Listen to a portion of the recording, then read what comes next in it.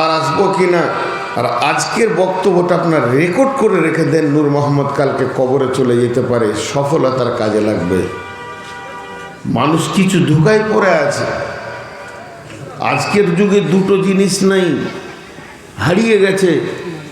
একটা জিনিস কি, কাউকে জ্ঞান দিতে যান, বুদ্ধি দিতে যান, ও নেবে না, বলবে আমি ঠিক আছি, তুই ঠিক হবা। গুরু নাই এ যুগে, শিক্ষক নাই, মানুষ নিজের মন চাহি জিন্দেগিতে দৌড়ছে। ও ভাবছে আমি সফল, আমি কামিয়াব। জি ভাই, আসল কামিয়াবটা কি এই জিনিসটা ভাবতে হবে, আসল নাকামটা কি এই জিনিসটা ভাবতে হবে। এই জিনিসটা আমাদের ভাবার বাইরে চলে গেছে, বোঝার বাইরে চলে গেছে। কামিয়াব কত গুরুত্ব জানেন? একটা জিনিস ভাবেন, আপনাদের ব্রেনে দিচ্ছি। এই ভাই যারা দাঁড়িয়ে আছো বসো, তুমি তো মানুষ, আবার ওখানে বসলে কেন? মজলিসে বসো। ওখানেই বসে গেলে, এই তুমি দাঁড়িয়ে কেন? তোমার আব্বা মা তোমাকে আদব শেখায়নি যে মজলিসে যেতে গেলে বসতে হয়? যদি কোনো ছেলে দাঁড়িয়ে থাকে তো জানতে হবে তো ওর মা বাপ ওকে আদব শেখায়নি, মা বাপের দোষ আছে। কোরআন শরীফ একদিন নাজিল শুরা হয়েছে গারে হিরাতে, কোরআন শরীফ নাজিল শেষ হয়েছে আরাফাতের ময়দানে। কোরআন শরীফ নাজিল শুরু হয়েছে গারে হিরাতে, কোরআন শরীফ নাজিল শেষ হয়েছে আরাফাতের ময়দানে। আর নতুন করে একটা শব্দ আসবে না কোরআনে, নতুন আয়াত আর ঢুকবে না। পশ্চিম দিকে সূর্য উঠবে, তথাপি কোরআনে আর একটা নতুন আয়াত ঢুকবে না কোরআন মাজিদে। আল্লাহর তরফ থেকে এই নিয়ামতটা মোকাম্মাল করা হয়েছে। আল ইয়াউমা আকমালতু লাকুম ওয়া আতমামতু আলাইকুম নি'মাতি, পুরো করে দেওয়া হয়েছে। রাসূলুল্লাহ সাল্লাল্লাহু আলাইহি ওয়াসাল্লাম যা হাদিস বর্ণনা করেছেন কমপ্লিট। আর নবী পৃথিবীতে বেঁচে নাই, নতুন কোনো হাদিস তৈরি হবে না। তবে সার্চিং করলে আমাদের অনেক হাদিস হাতছাড়া হয়ে আছে, সেগুলো পাওয়া যাবে, কিন্তু নতুন হাদিস আর জন্ম নেবে না। তাহলে আল্লাহর তরফ থেকে, রসুলের তরফ থেকে নিয়ামতের সম্পূর্ণ দিয়ে দেওয়া হয়েছে কিয়ামত পর্যন্ত যা প্রয়োজন আছে, বিধায় আর নতুন কিছু তৈরি হবে না। কিন্তু এখনো পর্যন্ত সফলতার ডাক আল্লাহর তরফ থেকে চালু আছে। সফলতার ডাক আল্লাহর তরফ থেকে চালু আছে। সফলতার ডাক আল্লাহর তরফ থেকে চালু আছে। যে দিন পশ্চিমে সূর্য উঠবে সেই দিন সফলতার ডাক বন্ধ হবে, তার আগে বন্ধ হবে না। সফলতা নেওয়াটা, নিজেকে পাশ করাটা কত গুরুত্বপূর্ণ, আল্লাহ এটাকে অফ করেনি। কোরআনের আয়াতে নাজিলে অফ হয়ে গেছে, হাদিস অফ হয়ে গেছে, কিন্তু এটা চালু আছে। আপনাদের গায়েও ডাক, দিনে 10 বার সফলতার ডাক দেওয়া হয়। আল্লাহ এটা কত গুরুত্ব দিয়েছেন, এটাকে অফ করেনি, এর কেবল চালু আছে। হাইয়া আলাল ফালাহ,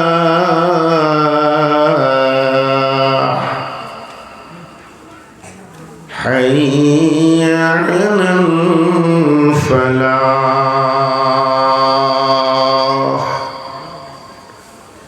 এটার বাংলা,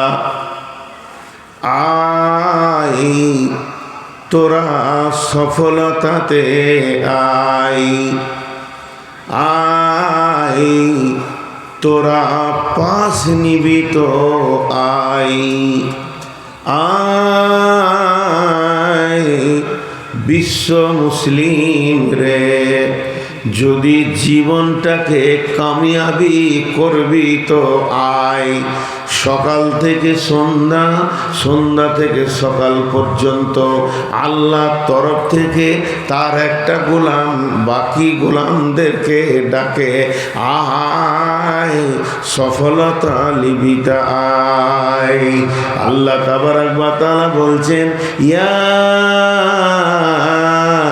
আইয়ুহাল্লাযীনা আমানু ইন্নাকা কাদিহু ইলা রাব্বিকা কাদহান ফামুলাকি ফাআম্মা মান উতিয়া কিতাবাহু বিয়ামিনিহি ফাসাউফা ইউহাসাবু হিসাবান ইয়াসীরা ওয়া ইয়ানকালিবু ইলা আহলিহি মাসরুরা ওয়া আম্মা মান উতিয়া কিতাবাহু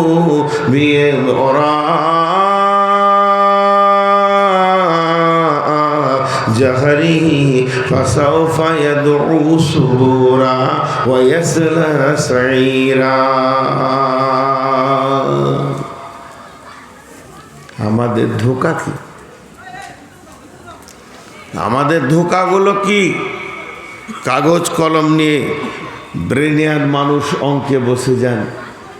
একটা ছেলে মাধ্যমিকে পাস করেছে, ক্লাস 10-এ পাস করেছে, তার ফ্যামিলি বলছে বাহ বাহ, মা বাপ বলছে বাহ বাহ, গাঁওয়ালা বলছে বাহ বাহ, পাড়াওয়ালা বলছে বাহ বাহ, দেশওয়ালা বলছে বাহ বাহ, গোটা আসাম রাজ্যে স্কলার হয়েছে, বাহ বাহ বাহ বাহ। মা মিষ্টি খাওয়াচ্ছে, বাপ মিষ্টি খাওয়াচ্ছে, এ মিষ্টি খাওয়াচ্ছে, ও ভালোবাসছে, সাক্ষাৎকার নিচ্ছে, সাংবাদিক এসছে, বাহ বাহ বাহ বাহ। ছেলেটা চান্স পেয়েছে, গবেষণায় চান্স পেয়েছে, MBBS করেছে, বাহ বাহ বাহ বাহ। FRCS করেছে, কত সফলতার সার্টিফিকেট। আমি হলাম BSc, আমি হলাম MSc, আমি হলাম BCom, আমি হলাম মাস্টার্স, আমি হলাম গ্র্যাজুয়েশন, আমি হলাম মাধ্যমিক, আমি হলাম আর কি MD, MBBS, নানা রকম সফলতা দেখাচ্ছি আমরা। অনেকে আবার সার্টিফিকেটগুলো তুলে রেখে দেয় ঘরে এমনি করে, কাঁচের পিকচার বানিয়ে, এটা আমার মাধ্যমিকের সার্টিফিকেট, এটা আমার HSের সার্টিফিকেট, এটা এত ঢেরি সার্টিফিকেট ওর জীবনে। ওর জীবনটা এত সফল, ঢেরি সার্টিফিকেট। জি ভাই, এর নাম কামিয়াবি নয়, এর নাম ধোঁকা। পূর্ব দিকে সূর্য উঠেছে, গোটা দেশবাসী জানে সূর্য একটা, বিবেকবান জানে সূর্য একটা, পাগলও জানে সূর্য একটা, বুদ্ধিহীন জানে সূর্য একটা। কিন্তু আপনাকে আমি 10টা সূর্য দেখিয়ে দেবো যদি ড্রেসিং টেবিল সামনে দিয়ে দিই। যটা টেবিলে মুখ লাগাবেন একটা করে সূর্য দেখতে পাবেন। আপনি বলবেন 10টা না, ওর নাম হচ্ছে প্রতিচ্ছবি, এটা আসল নয়। এই যে সার্টিফিকেটগুলো আমরা অর্জন করলাম, এগুলো আসল নয়, এগুলো প্রতিচ্ছবি। আসল সার্টিফিকেট তো দিবে আল্লাহ। ভাই, চেয়ারগুলো আমি গুটালাম, ওই চেয়ারওয়ালা, চেয়ারগুলো আমি গুটিয়েছি, আর আপনারা চেয়ার নিয়ে আবার কারখানা শুরু করেছেন। আপনি কি যুবক নন? আপনি নিচে বসতে পারবেন না? আপনার কি ব্যথা আছে? হাড়ে ব্যথা আছে, হাঁটুতে ব্যথা আছে? যদি আপনি অসুস্থ হন তা আল্লাহর কাছে দোয়া দিচ্ছি, হে আল্লাহ, এই অসুস্থ লোকগুলোকে তুমি সুস্থ করে দাও, শেফায়ে কামেলা আজেলা দান করো। আর অসুস্থতা না হওয়ার পরেও যদি আপনি চেয়ারে থাকেন, হে আল্লাহ, এদের মানে হাঁটুকে আর কোমরকে এমন করে বেঁকিয়ে দাও সারা জীবন যেন সোজা না দাঁড়াতে পারে। যদি প্রকৃত অসুস্থ হয়, ও চেয়ারের দাবি রাখছে চেয়ারের বসার মতো যদি হয়, তা আল্লাহকে সুস্থ করে দাও। আর দাবি যদি ওর ভুল হয়, বেয়াদবের মতো এত মুরব্বীকে নিচে বসিয়ে যদি বাঁদরের মতো উপরে বসে থাকে, তা আল্লাহ ওর সারা জীবন যেন সোজা হয়ে দাঁড়াতে না পারে, রাস্তায় যেন নাক গদারে হেঁটে বেড়ায়। বেয়াদব আছে, কিন্তু এত বড় বেয়াদব দেখিনি। চেয়ারগুলোকে গোটালাম, আবার চেয়ারগুলোকে একটা করে করে ফোল্ডিং করছে, যে বসছে। কমিটির ছেলেগুলো আমার কথা শুনছে না, বললাম চেয়ারগুলোকে নিয়ে এখানে আনো, যে আসবে তাকে মেডিকেল চেক আপ করে চেয়ার দেওয়া হবে। ইয়ংম্যানকে কেন চেয়ার দেওয়া হবে? কথা শুনে নাই তো খারাপ লাগে। একবার যুবক, সে আবার চেয়ারে বসে আছে। একদম মুরব্বীকে দাও, অসুস্থ ব্যক্তিকে দাও। দেখেন, আমি আপনাদেরকে আজকে বলে দিলাম বক্তব্যের শুরুতে, খুব ভাইটাল বায়ান। তো তো আমি যাকে সফলতা বলছি সেটা সফলতা নয়, সেটাই দুদিনের দুনিয়াতে একটু একটু নিজেকে বিশেষ মনে করা। সফলতার সার্টিফিকেট কে দেবেন? আল্লাহ দেবেন। আল্লাহ বলছেন, আল্লাহ রব্বুল আলামিন বলছেন, ইয়া আইয়ুহাল্লাযীনা আমানু ইন্নাকা কাদিহু ইলা রাব্বিকা কাদহান ফামুলাকি। হে ইমানদারের দল, মা আমার, বোন আমার, হে মুমিনার দল, তোমরা শক্ত মেহনত চালিয়ে যাও। কিসের জন্য মেহনত চালাবে? তুমি তোমার রবের মোলাকাতের জন্য মেহনত চালাবে। তোমার রব তোমার মোলাকাতের অপেক্ষা করছে। যদি তুমি রবের মোলাকাত পাও, তোমার রব তোমাকে খালি হাতে দেখা করবে না। রব বলছেন, ফাআম্মা মান উতিয়া কিতাবাহু বিয়ামিনিহি, আমি যাকে কিয়ামতের দিনে ডান হাতে সার্টিফিকেট দেব, যার হাতে ডান হাতে আমলনামা দিব। ফাআম্মা মান উতিয়া কিতাবাহু বিয়ামিনিহি ফাসাউফা ইউহাসাবু হিসাবান ইয়াসীরা, ওর হিসাবটা অতি আসানে হয়ে যাবে। ওয়ায়ানকালিবু ইলা আহলিহি মাসরুরা, সে সেই কিয়ামতের দিনে আনন্দে আত্মীয়র ভিতরে ঘুরবে।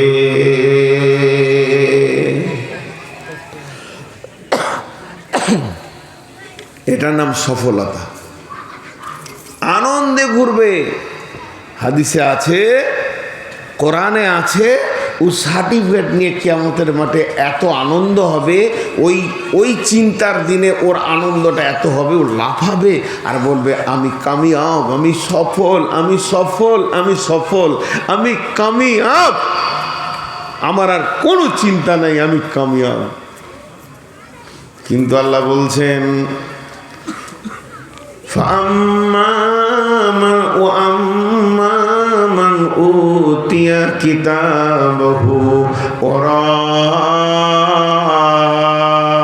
জাহরিহি ফাসাউফা ইয়াদউ সুবুরা ওয়া ইয়াসলা সাইরা, যাদেরকে আমি বাম হাতে পেছন দিকে আঁধারের ভিতরে আমলনামা দিব, ও আফসোস করবে, আমি ভেস হয়ে গেলাম, হালাক হয়ে গেলাম, আমি অসফল হয়ে গেছি, আমি কামিয়াব হতে পারলাম না।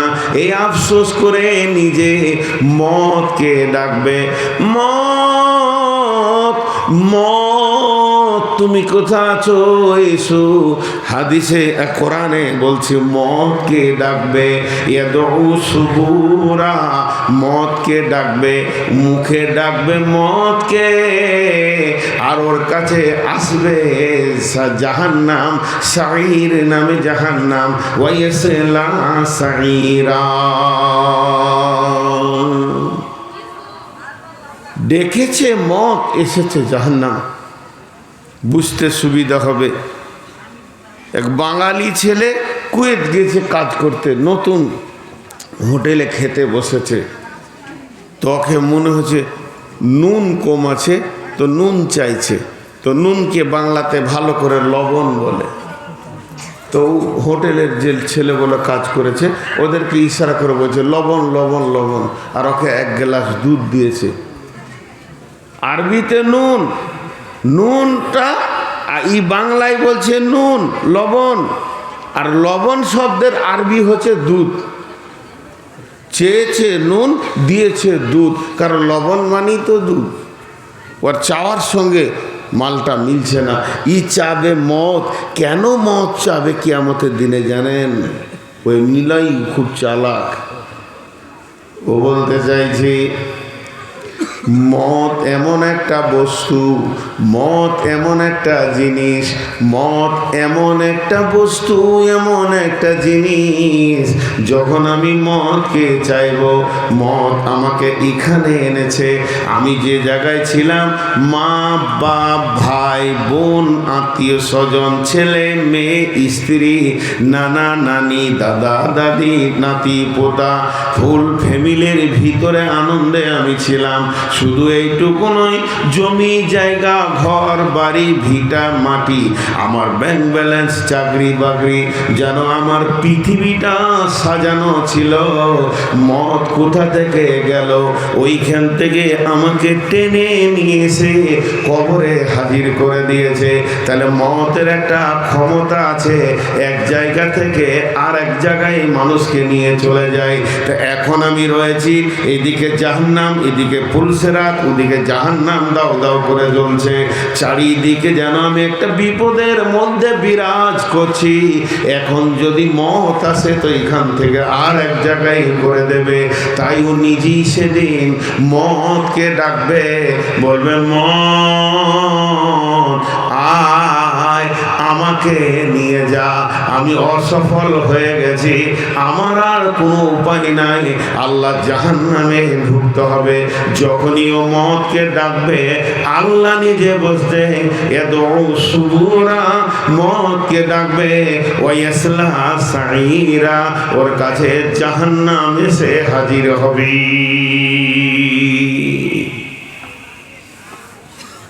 আমি কিন্তু আপনারা জানেন কি না, আমি খুব পুরাতন তো বক্তৃতা জগতে, আমি জালসাও করি, ভলেন্টিয়ারি করি। আমার জালসাতে ভলেন্টিয়ার লাগে না। আর বিশেষ করে কমিটিদেরকে বলি যে আপনারা খানিকক্ষণ শোনেন, কারণ কমিটির একটা আবার কষ্ট, সারা মাস ধরে এই মেহনত করে এত বড় একটা মহফিল আঞ্জাম দেবে, হার আদায় করো, খরচা করো, জেনারেটর আনো, বক্তা আনো, লাইট আনো, প্যান্ডেল আনো, এই করতে করতে রাতে খাওয়া করো, সকাল হয়ে গেল, ওরা কিছুই শুনতে পায় না। তো না শোনার থেকে 1 ঘন্টা শোনো ভাই, সব কাজ অফ করে দাও, 1 ঘন্টা শোনো, এটা লাভ হবে যে না আমি জালসা লাভ করেছি। তো ও চাইবে আমাকে মদ সরিয়ে দেয়। এবার আল্লাহর কসমের দিকে খেয়াল করেন, সফলতা অসফলতা কাকে বলে? জি, এই ছেলে পিলে বাপজি বসে যাও, শোনা, যারা এসেছো চুপ করে বসে যাও, জায়গাটা মজলিসটা ভালো করো, আর গেটে দুটা দাঁড়িয়ে আছে ওদেরকে বসতে বলো, বসে যাও। তো একটা জিনিস দেখেন, কসম, কসমের বিষয়টা আগে বোঝার চেষ্টা করেন। এই কমিটি কেউ আমাকে বলছে আপনি একটু নাস্তা করেন, কোনো মিষ্টি পায়েস টায়েস এনেছে, আমি উদাহরণ দিচ্ছি, ধ্যান দিবেন, বুঝতে পারবেন বিষয়টা। তা আমি হালকা করে বললাম মিষ্টি খাবো না। তো সঙ্গে সঙ্গে বলছি আসামের পায়েস, পশ্চিমবঙ্গের লোক এত দামি মাল পাবেন না, খান। তো আমি হালকা করে বললাম যে খাবো না, আমার অসুখ তো, খাবো না। 2 বার হলো, আবার বলছে খান। তখন আমি রেগে গেছি, রেগে গিয়ে বলছি, বললাম তো আল্লাহর কসম আমি খাবো না।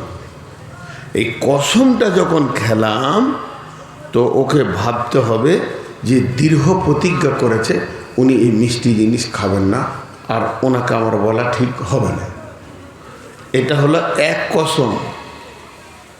হঠাৎ আপনাদের কোনো একটা লোক আমাকে এসে বলছে যে হুজুর আমাদের তো পোল্লার পাড়া এলেন, কিন্তু গত 10 দিন আগে আপনার নামটা দেখেছি, সালাফি মাসে এলেন না কেন?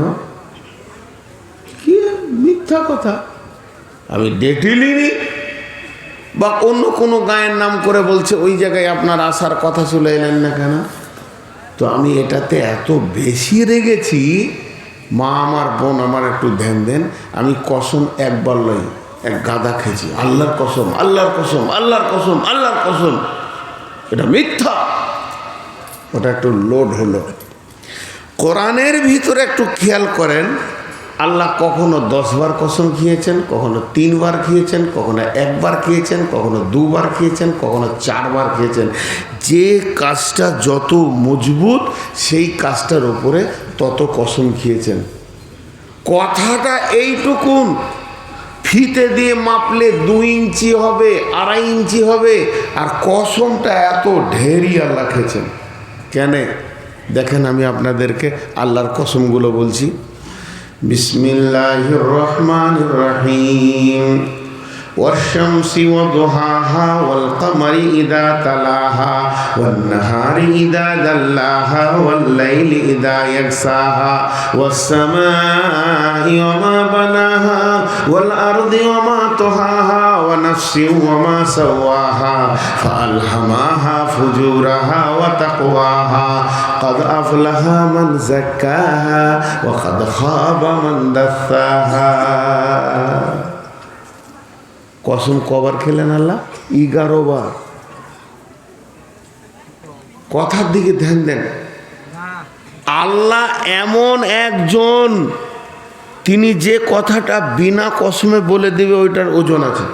আল্লাহ যদি বলে, এখন যদি আল্লাহ কথার কথা বুঝাচ্ছি, ওহি আসবে না, আল্লাহর কথা আসবে না, আমি আপনাদেরকে বোঝানোর জন্য বলছি।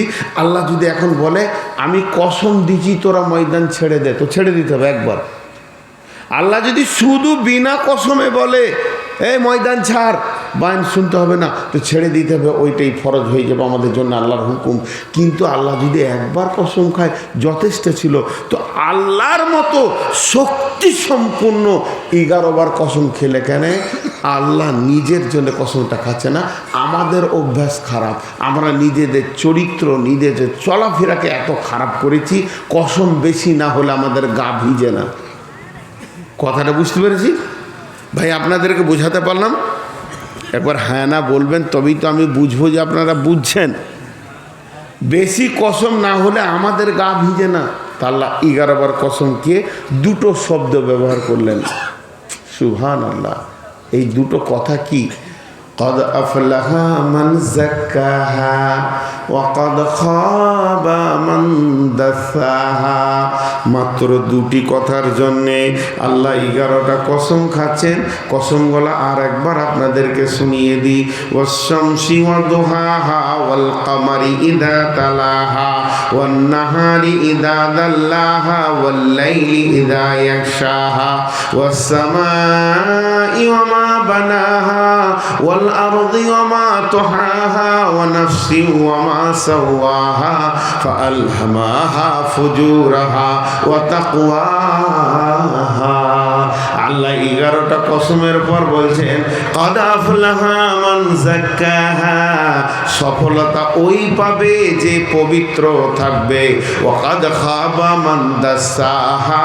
ফেসে ওই যাবে, বিপদে ওই পড়বে যে না পাক থাকবে, যে পরিষ্কার পরিচ্ছন্ন থাকবে, যার গায়ে ময়লা নাই, কিয়ামতের মাঠেও সফল হয়ে যাবে। আর যার গায়ে ময়লা আছে, নোংরা জমে আছে, ওই লোকটা ফেসে যাবে, ফেসে যাবে, ফেসে যাবে।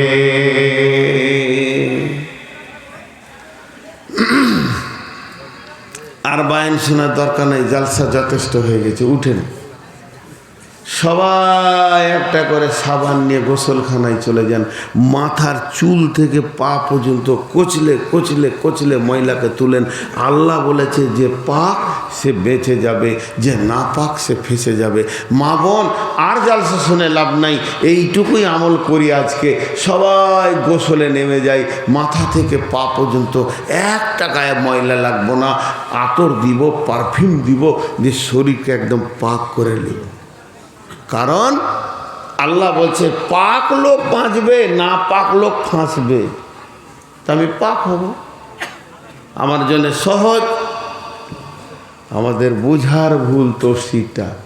আম্মা জান আয়েশা, বুখারীর হাদিস, আল্লাহ নবীকে প্রশ্ন করছেন না, বলছেন, কি বলছেন? ইয়া রাসূলুল্লাহ, আমাকে পবিত্র হওয়া শিখিয়ে দেন। আমি পবিত্র হব, আমি পাক হব, আমি না পাক থাকব না। যেহেতু আল্লাহ বলেছেন কাদ আফলাহা মান যাক্কাহা, যে পবিত্র হবে সে বেঁচে যাবে, যে নাপাক হবে সে ফেঁসে যাবে।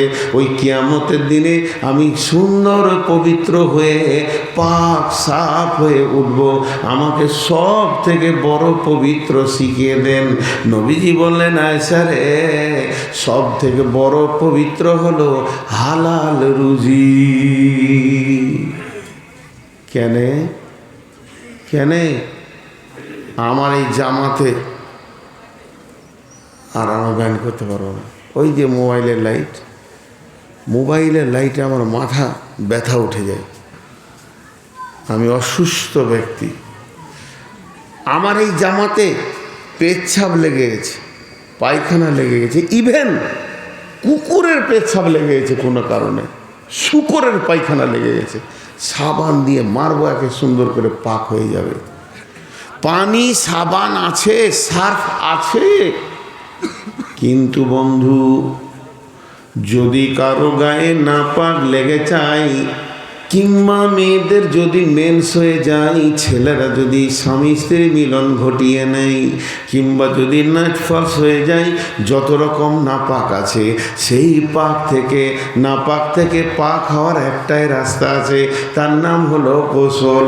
কিন্তু যদি কেউ হারাম খায়, ওই খাবারটাতে মাংস হবে, ওর থেকে রক্ত হবে, হাড্ডি হবে, শরীরের সমস্ত ভিটামিন তৈরি হবে।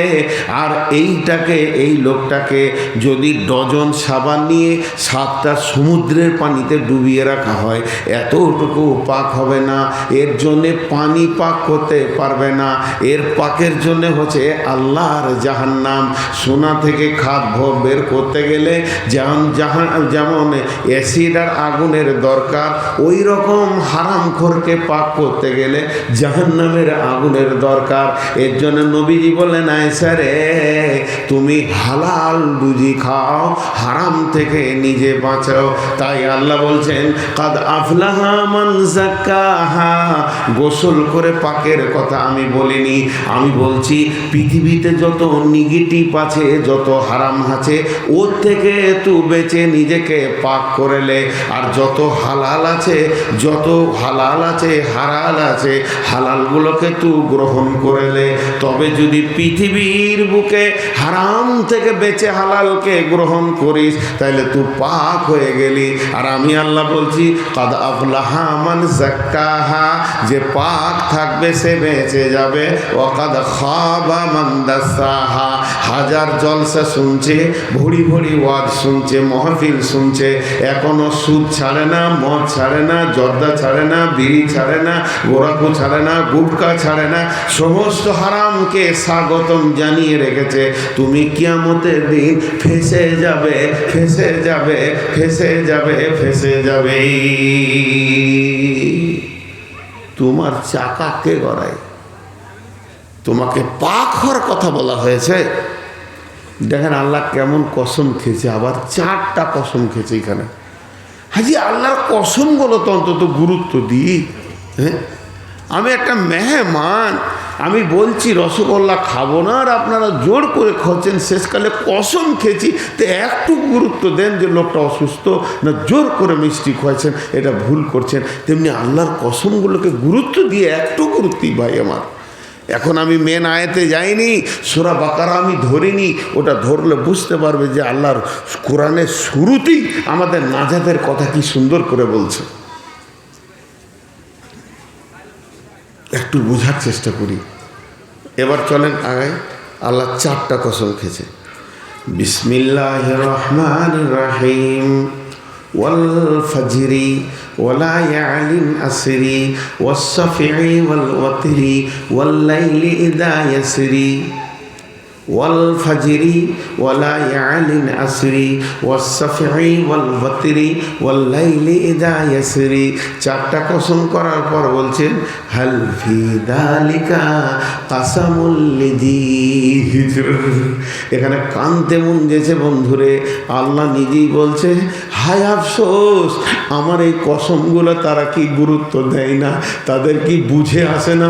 স্বয়ং রব কসম খেয়েছে, যেদিন তোদের হবে তিরাহি তিরাহি দিন, সেই দিন আমি রবের কতটা রাগ হবে একবার ভেবে দেখ। তোকে 11টা কসম দিয়ে হালাল গ্রহণ করতে বললাম, হারাম ছাড়তে বললাম, আর আজকে তোকে 4টা কসম দিয়ে বলছি তোদের বিবেক কি কাজ করে না।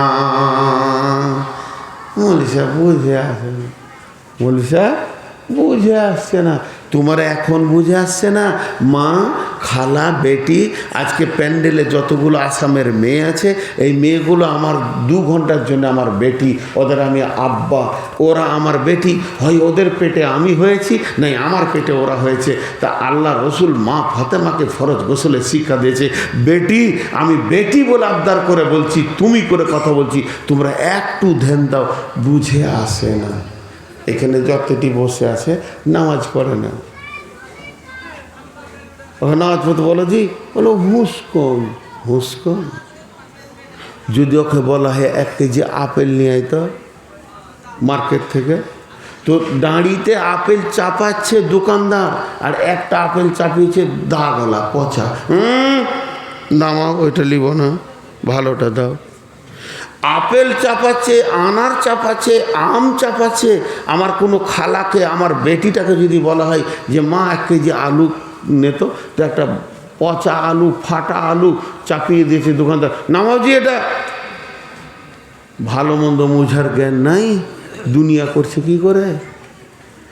সব ভালো মন্দ তুমি দুনিয়ার ব্যাপারে বুঝতে পারছো, আর আল্লাহর কোরআন থেকে হালাল হারামটা বুঝতে তুমি বোকা বানছো। সিধা করে দেবো আল্লাহ বলছে, যেদিন ধরবো সেদিন শুধু মোহলাত দিয়েছি পশ্চিম দিকে সূর্যটা পর্যন্ত, তোবার দরজা খুলে রেখেছি বলে এখনও পিটানি পড়ছে না। নাহলে আমি কি বুঝি না? তুমি আম কিনতে যে পচাটা নাও না, তুমি আপেল কিনতে যে পচাটা নাও না, হাটে আলু কিনতে গিয়ে দাগ লাগা আলুটা নেবে না, পটল কিনতে গিয়ে ফাটা পটলটা নেবে না। তোমার এতটুকু জ্ঞান আছে, হাট বাজার যখন করো তুমি বিচক্ষণ, আর হারামটাকে কত করে মেরে দিছো, হালাল দেখে কোনো খেয়াল নাই, তখন তোমার বিবেক কাজ করে না নাকি? হালফি দালিকা কাসামল্লিজি হিজর। ভাই আমার, আপনাদের বিরক্ত লাগছে নাকি? যদি বিরক্ত লাগে তাড়াতাড়ি ছেড়ে দেবো। ও 12টা তো বেজে গেছে, আমার দিন শেষ, আজকে জালসার ডেট শেষ। এবার কমিটির সঙ্গে আলোচনায় বসতে হবে, আবার আমার ডেট শেষ। একটু ধৈর্য ধরেন। আল্লাহ বলছে দেখ, এই 4টা কসম কিসের খেয়েছে? কসম 4টার ব্যাখ্যা করতে গেলে 4 দুগুণে 8 ঘন্টা লাগবে, কিন্তু আমি শর্টে বলে দিছি। প্রথম নম্বরে কসম খেয়েছে ফজরের সময়ের কসম। কেন খেয়েছে যদি বলতে যাই লম্বা ব্যাখ্যা হবে। সময়ের এত মূল্য, শুধু আমার একটা বক্তব্য আছে, 2 ঘন্টার সময় নামে সময়ের এত মূল্য আল্লাহ তাবারাক ওয়া তাআলা দিয়েছেন। সময়কে কেন্দ্র করে আল্লাহ কোরআনে 3টে গোটা সূরা নাজিল করেছেন। একটার নাম হলো ফজর, একটার নাম হলো আসর, একটা নাম হলো জুহা। এগুলো সময়কে কেন্দ্র করে আল্লাহ আয়াত দিয়েছেন। তাই ফজরের কসম করছেন। কেন ফজরের কসম করলেন আল্লাহ? ফজরের সময় উদীয়মান সূর্য তত্তর করে ওপর দিকে উঠে, সামনে একটা লম্বা দিন পাওয়া যায়। তা সূর্য মানুষকে কথা বলে, এটা একজন দার্শনিক বলছেন। এটা বুখারী নয়, মুসলিম নয়, আবু দাউদ নয়, তিরমিজি নয়, এটা কোনো হাদিস নয়, একজন ইসলামী চিন্তাবিদ বলছেন।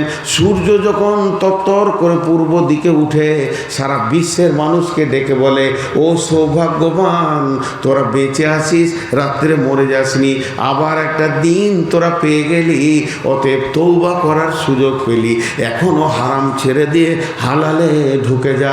সুযোগ পেয়ে গেছিস, তোর কপাল ভালো, তোর কপাল ভালো। আর সূর্য যখন পশ্চিম দিকে ডুবে আসরকে কেন্দ্র করে, তখন বিশ্ববাসীকে বলে, রে বিশ্ববাসী শোন, ধনেলে তোর জীবন থেকে আমি একটা দিনকে কেটে ফেলে দিলাম, তোর জীবন থেকে আমি একটা দিনকে কেড়ে নিলাম। তুই কবরের দিকে একদিনের রাস্তা আগিয়ে চলে গেলি, সামনে একটা নিবিড় রাত্রি পেয়ে গেছিস, তোকে কেউ বিরক্ত করবে না। ওই রাতে উঠে তুই হালাল হারামের ব্যাপারটা আল্লাহর সাথে ক্লিয়ার করে নিবি। এখনো তোর নামে আজরাইলকে পাঠানো হয়নি, তার মানে তুই একটা সময় পেয়ে গেলি। এই সময়ের কসম করলেন আল্লাহ। এটা লম্বা তফসির আছে, আরও দিকে যাচ্ছি না। ওলা ইয়ালিম আসরি, আর 10 রাত্রের কসম করেছেন। কোন 10টা রাত গুরুত্ব দিয়েছেন আল্লাহ? কোন 10 রাতের কসম করেছেন? কেউ বলছে রমজানের শেষ 10 রাত, যেহেতু ওই রাত্রিতে সবে কদর লুকানো আছে। একজন বলছে না, জিলহিজ্জা মাসের প্রথম 10 রাত, কারণ এই মাসগুলোতে অত্যন্ত তওবা কবুল হয়। হযরতে আদম হওয়ার তওবা কবুল হয়েছিল 9 জিলহিজ্জা। জীবনের সমস্ত হারামের তওবা করবি তো জিলহিজ্জা মাসের 10টা রাত্রি আল্লাহর কাছে কেঁদে নিবি, পারলে 10 দিন রোজা রেখে নিবি। আর একজন বলছে না, এটা হলো ওই 10 দিন যে মুহররমের 10টা দিন প্রথম দিকে, যেহেতু পৃথিবীকে বানানো হয়েছে মুহররম মাসে, আদমকে বানানো হয়েছে মুহররম মাসে, আদমকে পৃথিবীতে পাঠানো হয়েছে মুহররম মাসে, পৃথিবীটা ধ্বংস হবে সেটাও মুহররম মাসে। এত বড় সলিড মুহররম মাসকে আল্লাহ কবুল করেছেন, তোমাকে 10 রাতের কসম করা হয়েছে। এরপর আল্লাহ বলছেন ওয়াসফি ওয়াল ওয়াতরি, আমি জোড়া বিজোড়ার কসম খাচ্ছি। জোড়া বিজোড়া মানে বিশ্ব মখলুকের কসম খেলেন আল্লাহ। তারপরে আবার বলছেন হালফি যালিকা কাসামুল লিযি হিজর ওয়াল্লাইলি ইযা ইয়াসরি, চলমান রাতের কসম খেলাম। 4টা কসম 4টা কসম 4টা কসম খাওয়ার পর আল্লাহ বলছেন হালফি যালিকা কাসামুল লিযি হিজর, এটা কি বিবেকবানদের জন্য কসম নয়?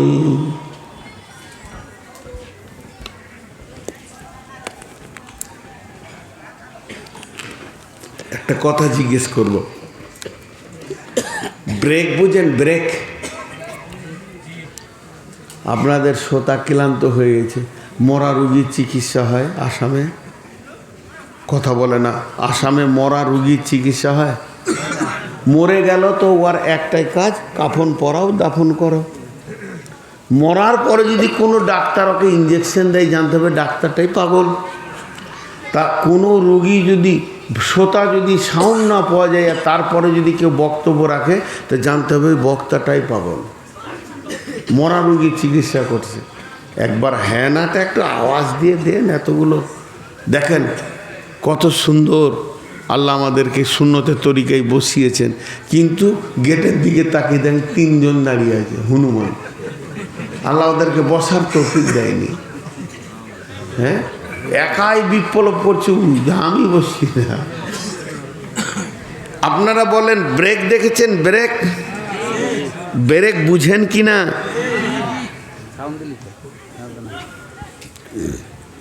মোটর সাইকেলের ব্রেক, মারুতির brake, Scorpio brake, Bolero brake, সাইকেলের ব্রেক।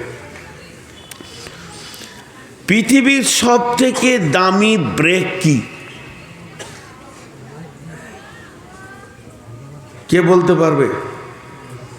পৃথিবীর সব থেকে দামি ব্রেক কি?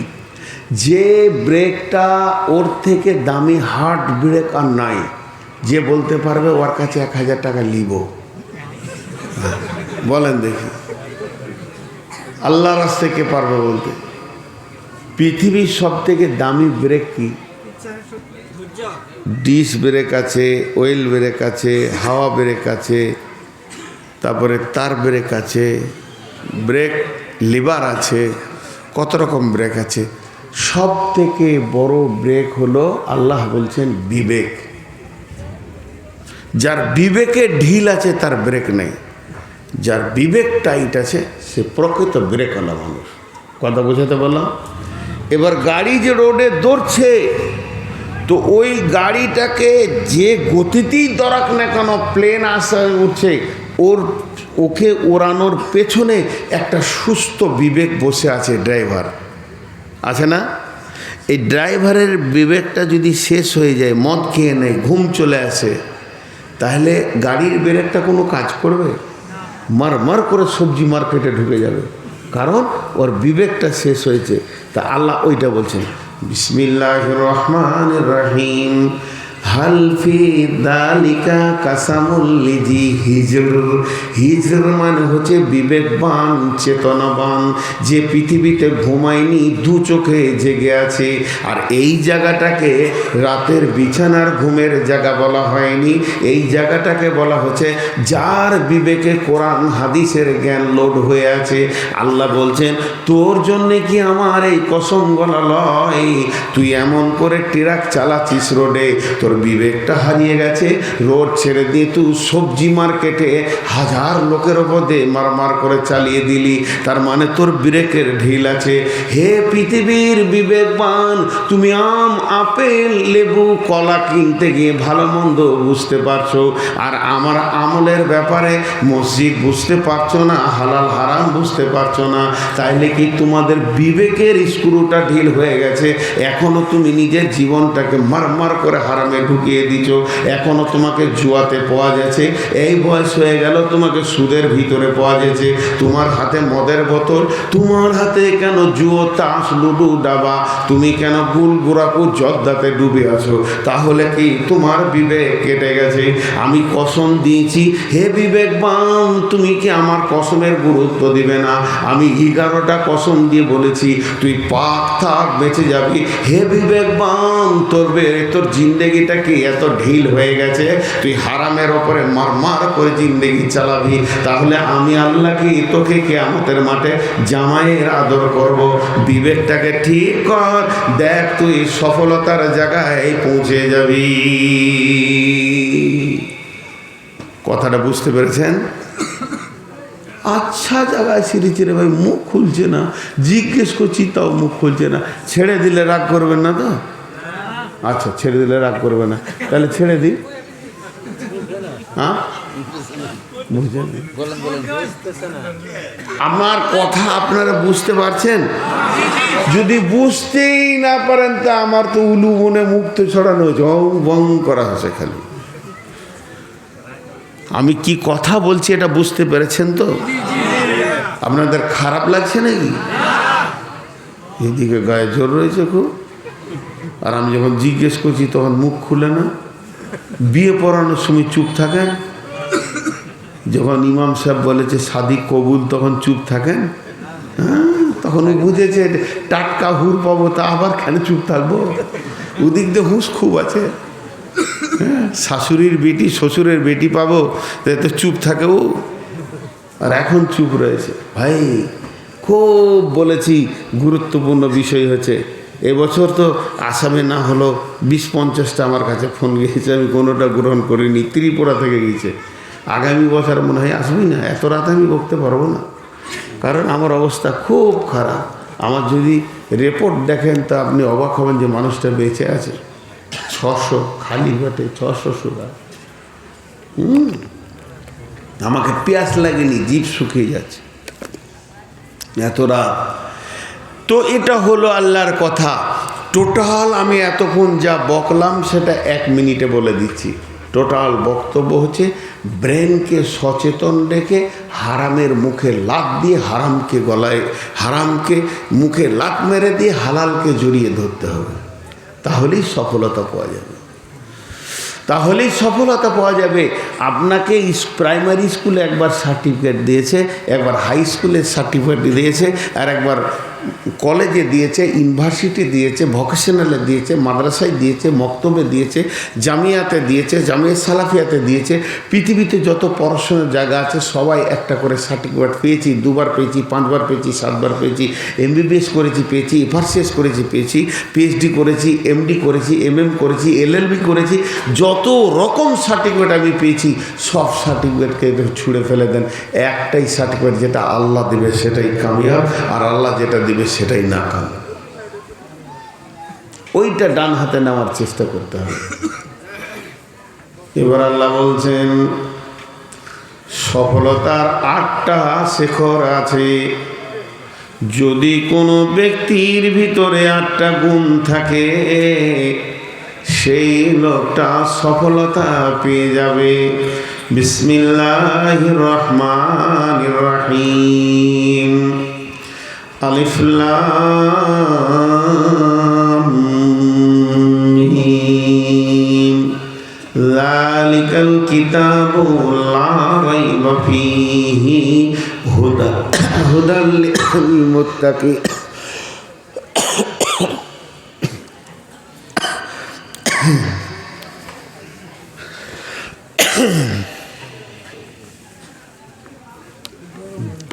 না গরম পানি লাগে, আমি আবার ঠান্ডা পানি খাই।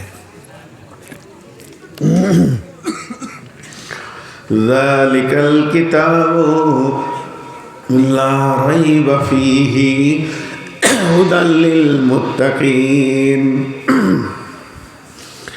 আল্লাযীনা ইউমিনুনা বিল গায়বি ويقيمون الصلاة ومما رزقناهم ينفقون পাঁচটা হলো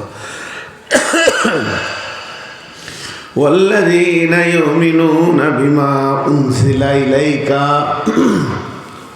وما أنزل من قبلك وبالآخرة هم يوقنون। আল্লাহ 5 আর 3 8টা কথা বললেন সফলতার।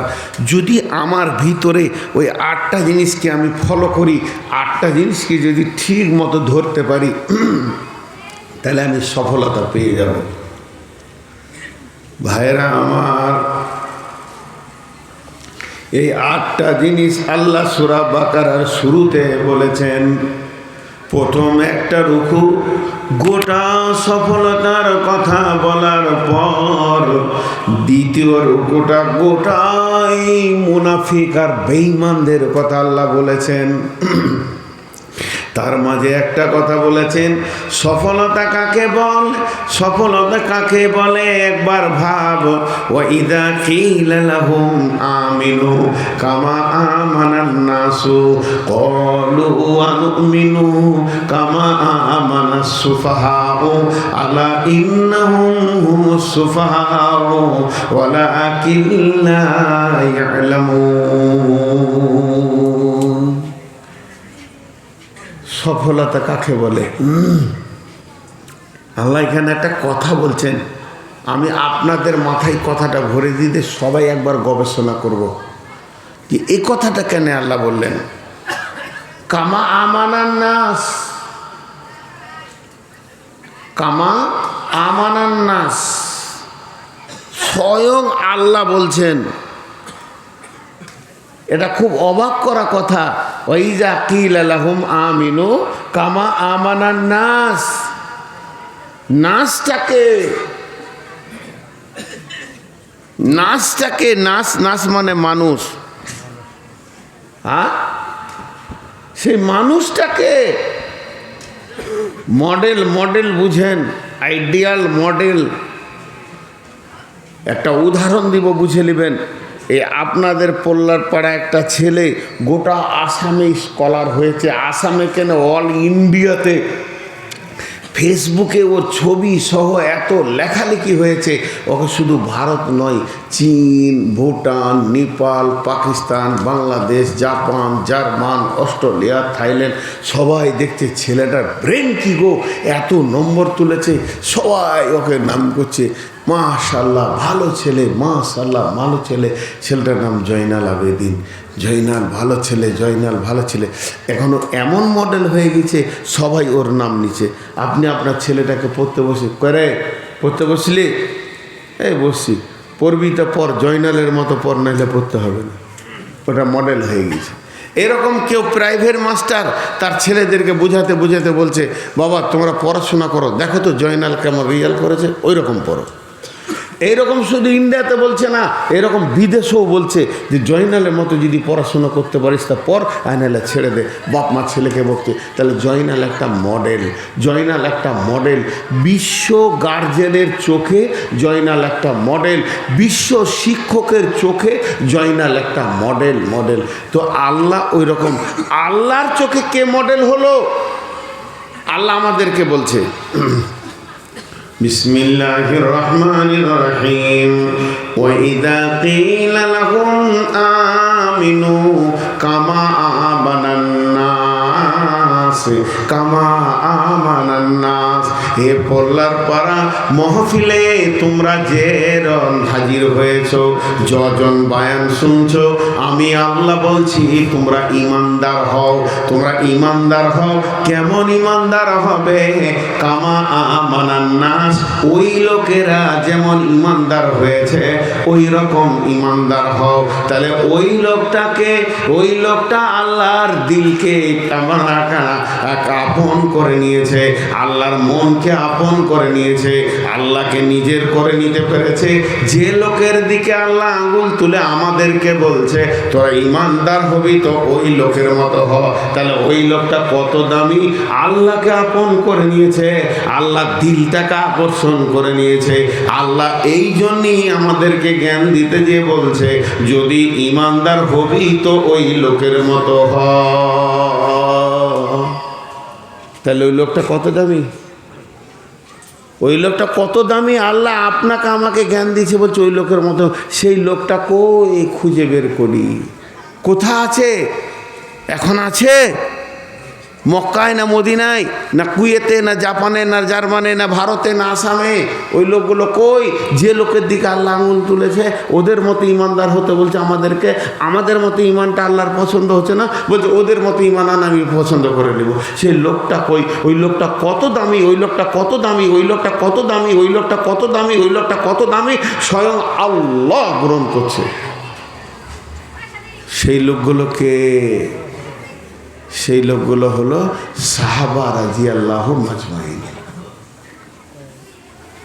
সাহাবা, একটা ঘটনা শুনব, ওদের ইমানের একটা ঘটনা শুনব। তবুকের যুদ্ধে অভিযান শুরু হয়ে গেল। বিশ্বনবী সাহাবাদেরকে নিয়ে কম বেশি 30,000 সাহাবা নিয়ে নবীজি সফর শুরু করে দিলেন। সফর চলতে চলতে চলতে চলতে বেআই তবু বহু দূরের রাস্তা, 1500-1700 কিলোমিটার রাস্তা।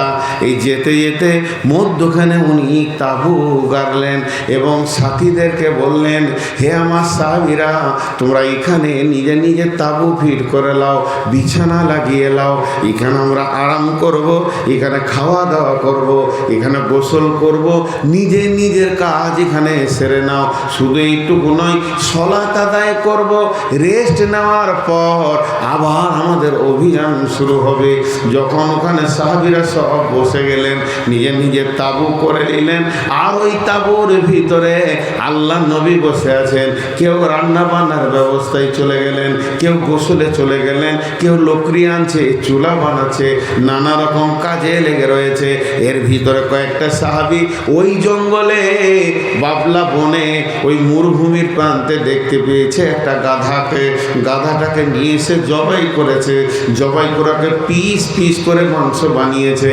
মাংস বানিয়ে সুন্দর করে হাঁড়িতে দিয়ে মশলা দিয়ে রান্না শুরু করে দিয়েছে। শুধু রান্না শুরু করেনি, রান্নাটা শেষের দিকে চলে এসেছে। এবার মাংস যেন রান্না হয়ে গেছে।